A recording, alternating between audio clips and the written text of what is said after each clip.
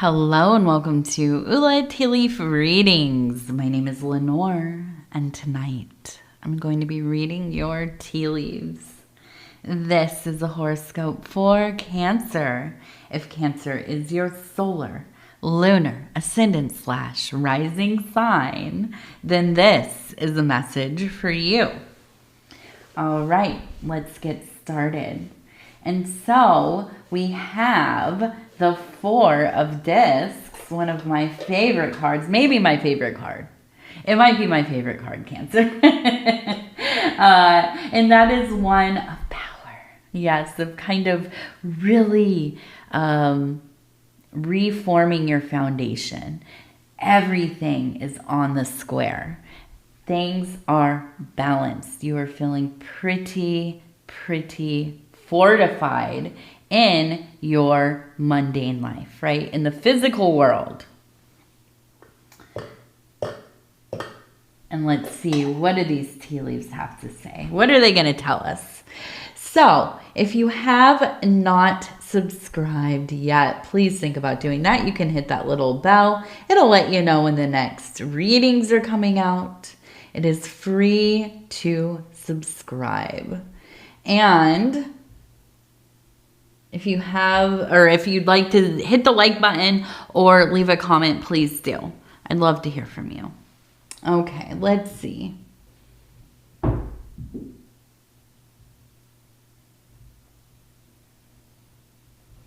So it looks like we have the house, right? So I knew this was going to be, it really feels like this is going to be about your domestic life, your partnership, your family dynamics, and this kind of thing. Now, we have the house over here. It looks sturdily built. It looks good. There's no, things falling away. It's not crumbling. Everything looks to be in order. And I think that's something that in this period of your life, you've really focused on. Okay. Now we also have a person here wearing a robe. It looks like they have a bird on their arm. Okay. So I immediately get the imagery of somebody who is quite masterful, right? Somebody who is able to really focus, to dedicate themselves to a way of life, a philosophy, a set of techniques. Really, if you could imagine, kind of like the monk, right? Somebody who lives the kind of cloistered life to some degree, maybe a little bit separate from society. And it may be that, you walk among people, you work with people, you have conversations, with other human beings. You're not completely isolated or solitary. But I think that you live in your head a lot, right? You live in the interior, but you also are very focused on your personal life. And this leads me to believe that maybe you own your own business. Maybe you kind of work for yourself. Maybe you're like freelance. You might have a job that is remote. You might be work from home. But I really feel like there's such an emphasis on having spent years of your life cultivating this place. Now, it's maybe not that you're building this castle, this beautiful crystalline tower in the sky kind of deal. But I think that you have set your life up in such a way where you're able to be where you are comfortable most of the time. I imagine have very involved interests and hobbies and that kind of thing. And your home reflects that. Like, if you're somebody that's really into intentional movement, exercise, it's like you're building a home gym, right? You have it all decked out.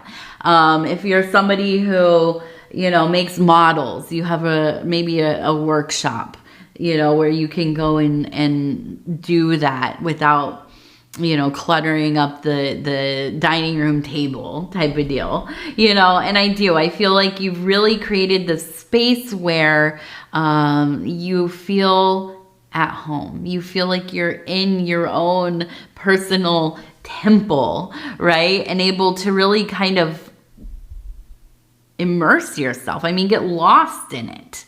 And, this really, it seems like maybe not the goal of everybody's life, but in a roundabout way, I think it kind of is, right? If we think about this, maybe kind of a little bit outmoded idea of like the American dream, right? This idea of like getting through your childhood, going off to school, getting a good job, being able to buy a house and have a family and all of this.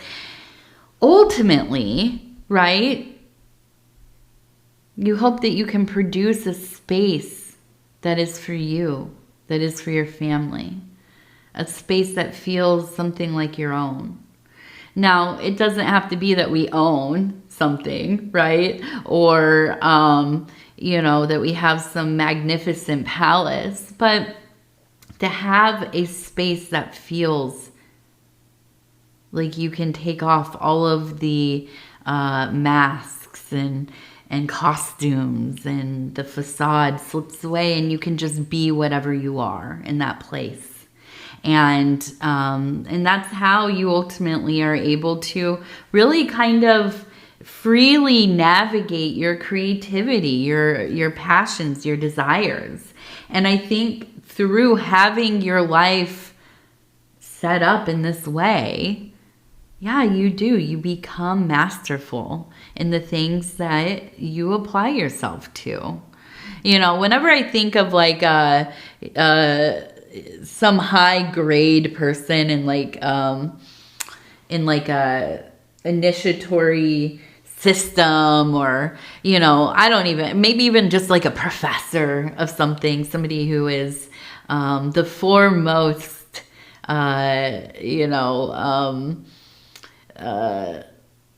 the foremost expert. I was like, what is the word? Professional? No, but expert in something. I always imagine a Cancer person. I absolutely do. So, it does not surprise me that you are somebody who is really, really well informed. And not only that, have a functional knowledge of something that you have really spent some time with. Okay.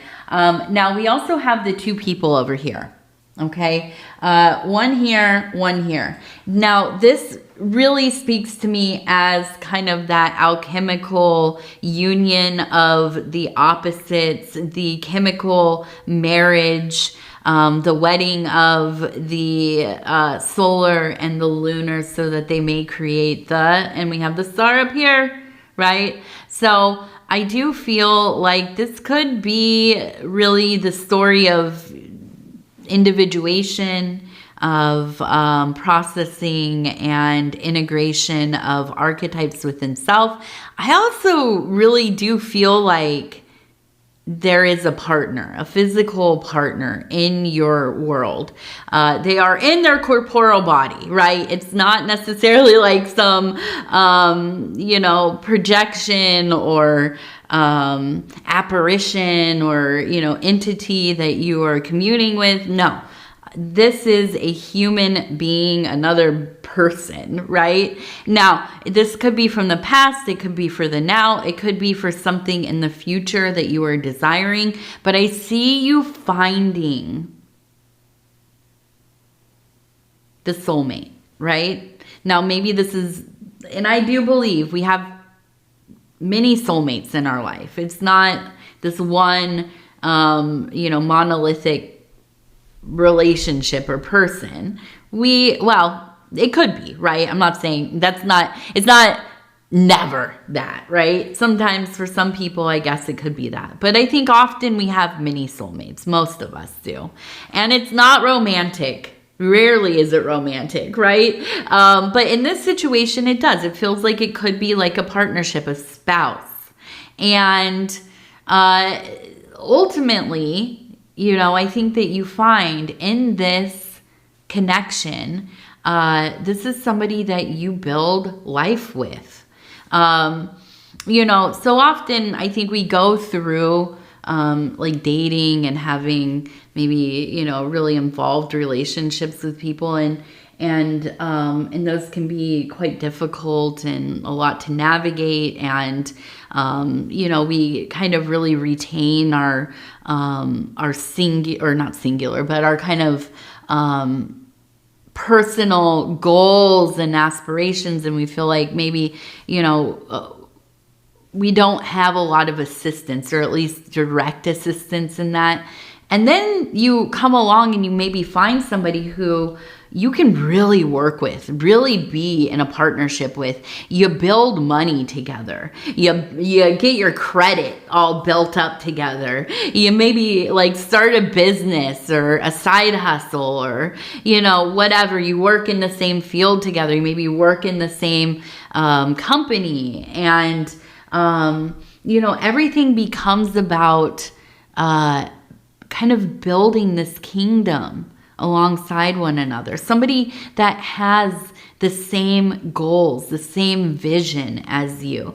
And yeah, of course, it's a partnership. It's a you know, maybe a marriage or a long-term relationship. So there will be rough periods, right? But within this realm, you really pull for each other.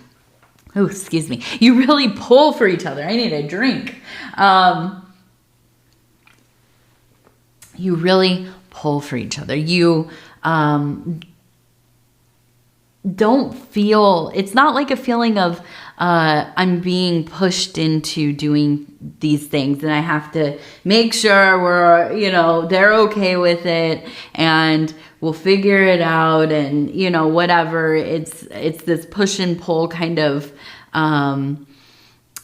energy, kind of at odds often, and trying to figure that out. No, this is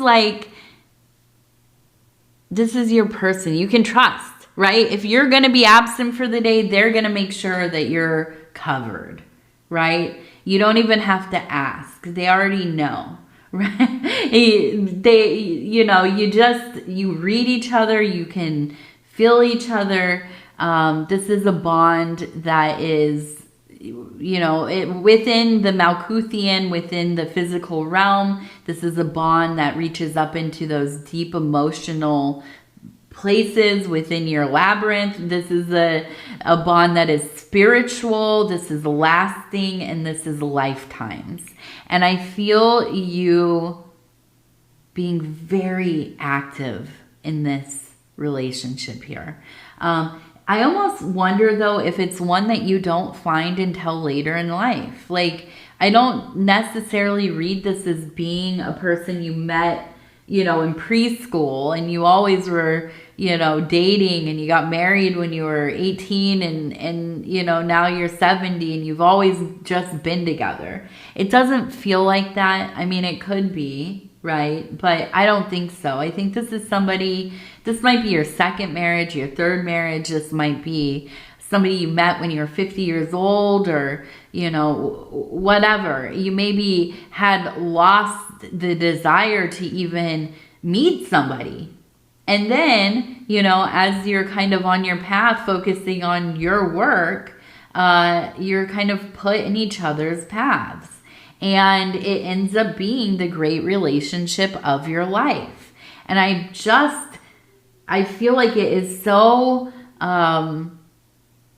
it's so rare, so potent when we find somebody who has their own drive, who has their own work that they are very involved in, but it is easily matched with your own. It seems like a miracle. How could we find each other in this world of billions of people, and yet here we are?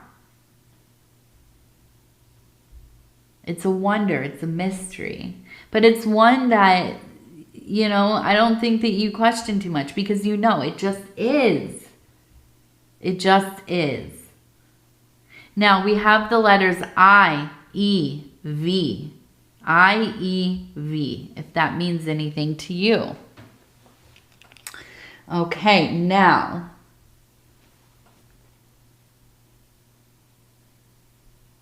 we have a tower right here. It looks fine. It looks intact, so no worries as anything crashing down at the moment. But I do feel like there is a lunar presence in your life, and it feels feminine. It feels like somebody who is prone to jealousy, anger, outbursts. We also have, it looks like the cow, and we have a person on the cow.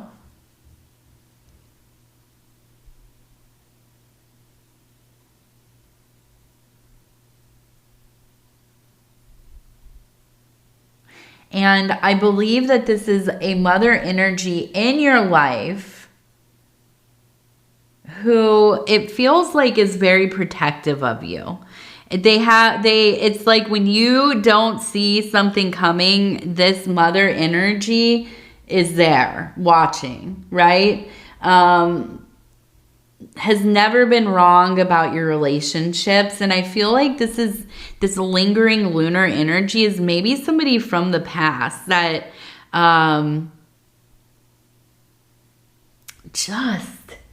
just feel like they're very unsteady, unpredictable, vindictive kind of person. And the mother energy here telling you, don't get involved, but you get involved anyways. And you go on this kind of journey of peril for some years. I think that, this could even be like a spouse, possibly. But an ex-spouse, right? Let me just say, this feels old, like it's an old thing. But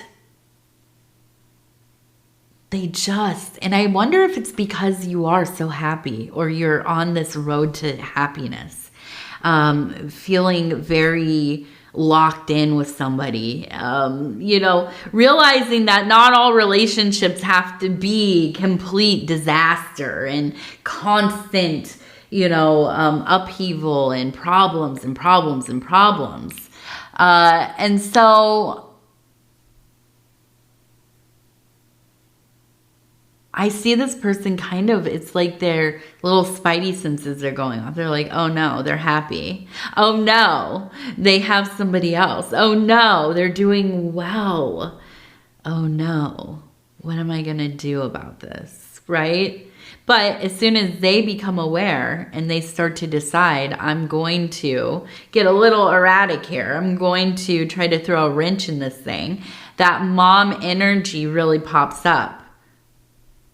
And it could even be that this is your mom, like on the Facebooks or, wherever, Instagrams or YouTubes or what. And they keep track of people like this, right? They notice, oh, okay, they're starting to post some weird stuff. I just wanted to let you know, right? And yeah. I feel like your awareness is rising about this person and their intent, and hopefully able to really put up the walls, protect yourself. And listen, with the 4 of discs, we have, it looks like a fortress, right? With a moat around it. And this is the time to really fill that moat up. Make sure that they do not have a way in. Do not answer those texts. Don't answer those phone calls. Don't open the emails. Don't do any of it. Just ignore. Build the wall. Build the wall taller and taller yet. Give them no idea of, yes, you can come back in, because you can't, right? And so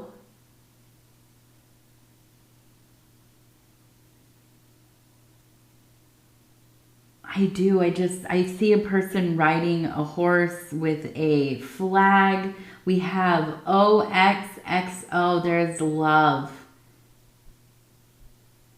There is a sense of wanting to protect what is important to you, those old lingering ghosts, the shadows, dispelling all of that, getting it out of there, cleansing your life of all of that energy, making sure that you are honoring what is now.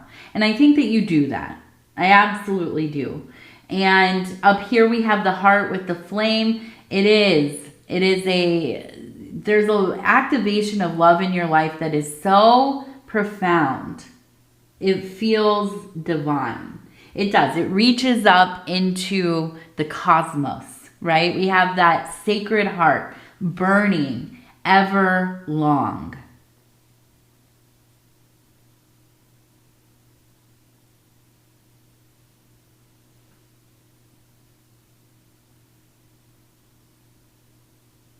And I can't help it, the mom. Now we have the dog. Now I'm not saying your mom is a dog.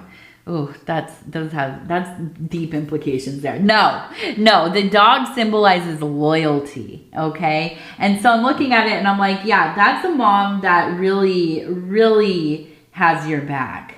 And it could be your actual mom. It could be like a mom figure, a mom friend. But it is somebody who absolutely always has your best interests in place.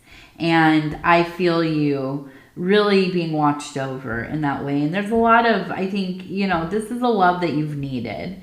And it feels enduring and unconditional. I almost wonder if this is not your like bio mom. It feels like it's maybe somebody who is kind of more like chosen. And, but it feels no different, right? No different than being a biological parent. Now, we also have up here, we have a parrot. We have the number 510.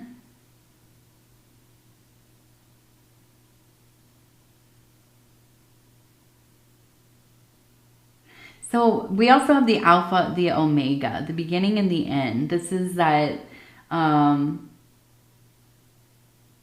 think of it as the gateway to God, right? This is and it is the beginning and the end. This is the idea of a divine, of the divinity of the universe, of the divine being. And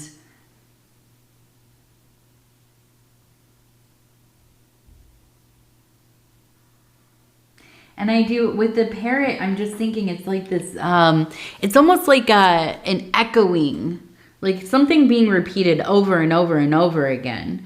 And it kind of almost feeling like it's a background noise, but becoming acutely aware of it. It's almost all of a sudden you just notice.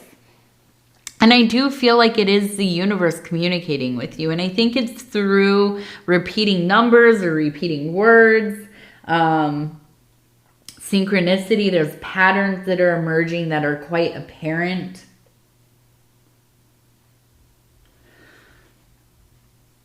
And I feel like it's kind of like it's an invitation. I feel like it's an invitation into this new period of, I don't know, almost kind of like a emerging mystery or a new focus in your spiritual work. But I do feel like it has so much to do with this partnership that you have going, or that you are looking for. And I feel like I keep thinking of the egg. There is a beginning here. These are the first, like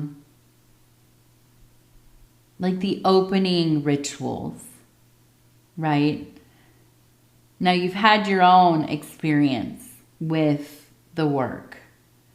You are learned, you are masterful in some sectors, but to work alongside somebody, a magical partner, to live and breathe and operate in commonality, building a life together, watching each other's back, really having kind of this shared interests and goals. And now it really being in the spiritual realms as well. And I think this is very intentional. And I feel you kind of going on a journey of beginning this magical partnership and hopefully, yeah, like it being creative and exploring together.